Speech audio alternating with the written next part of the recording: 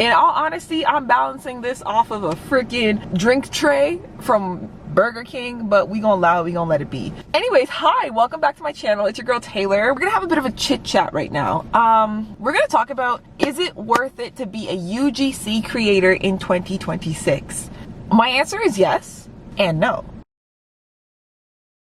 So why is it worth it being a UGC creator in 2026?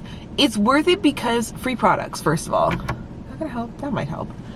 Free products are great. Free products are amazing. I love getting free products. I love trying things before the public gets to try it. I love testing out new things. I love trying new things. Just generally as a person, I love trying new things. So getting free products from companies, gifted products, sponsored products, I love it. It's honestly the best. Building relationships with brands. Like UGC really helps with that. Paid collab opportunities. Like get paid for your work. Get paid for what you're doing. Get paid for everything you're filming and editing. Get paid. So there's a lot of stuff out there that is free products in exchange for the content, all that kind of stuff. But there are paid opportunities out there. Hop on it. Honestly, it's worth it, especially in this economy. You might have a regular job and do UGC on the side. The paid collab opportunities are amazing. And lastly, why is it worth it doing UGC in 2026? It's worth it because you get to improve your skills. When you get free products, you get to improve your filming skills, your editing skills, your voiceover skills, your aesthetic, you know, your brand that you're building yourself. Like, who are you online? So for example, like, who is Taylur? Taylur is all about lifestyle. Taylur is all about creating content about her life and what's going on, whether it be travel, whether it be, you know, clothing. Like, it's very, my niche is lifestyle. I'm not a techie person. I am techie at home, but my content is not techie.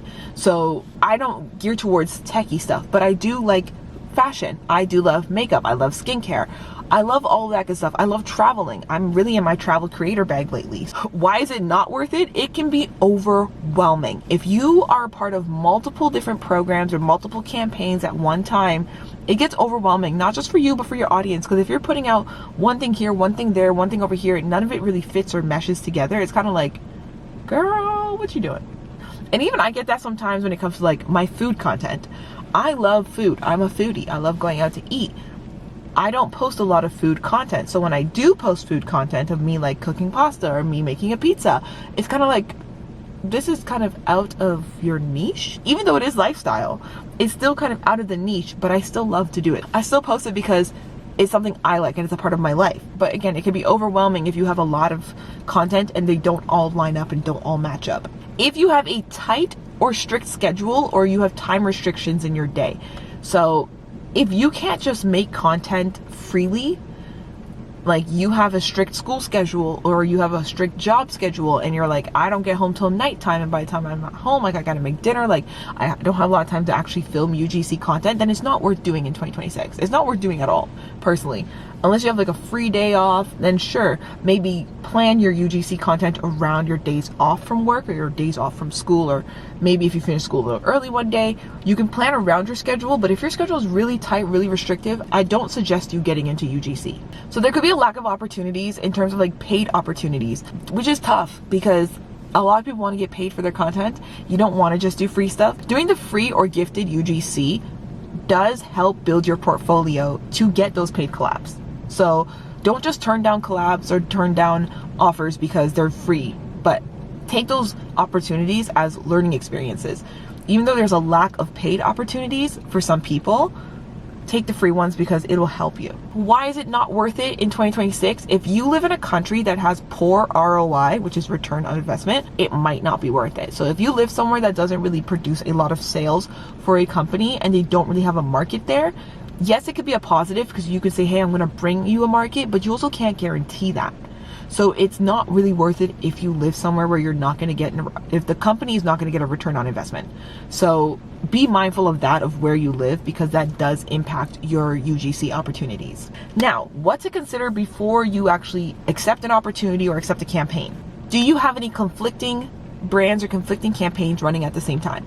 So if you're working, let's say, with a lingerie brand, and then another underwear brand reaches out to you, or a shapewear brand reaches out, is there any stipulations in your contract with the lingerie brand that you can't work with anyone of the same type for X number of days? So definitely look into that. If you don't have any conflicts, go for it. What is the ROI for you and the brand?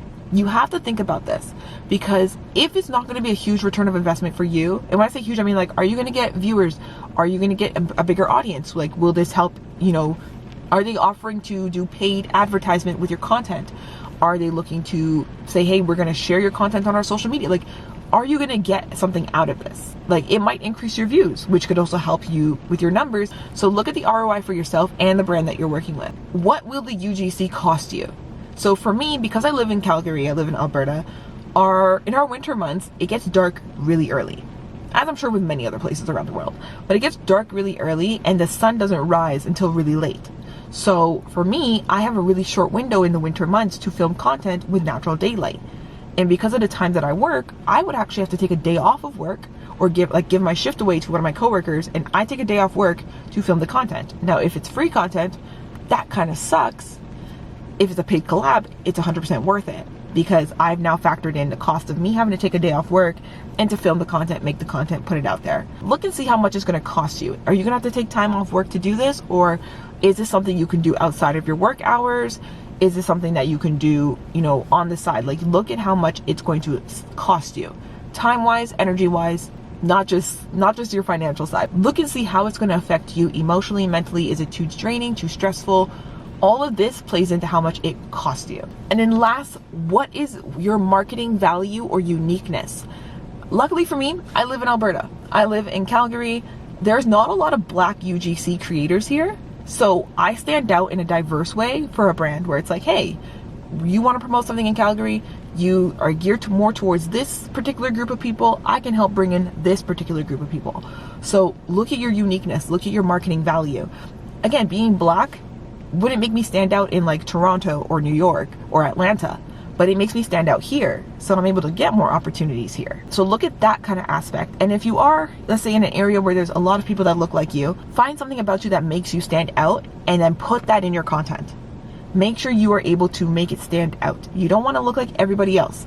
So whether it's your personality, it could be your sense of humor, it could be like just anything about you that makes you stand out amongst other people that look like you.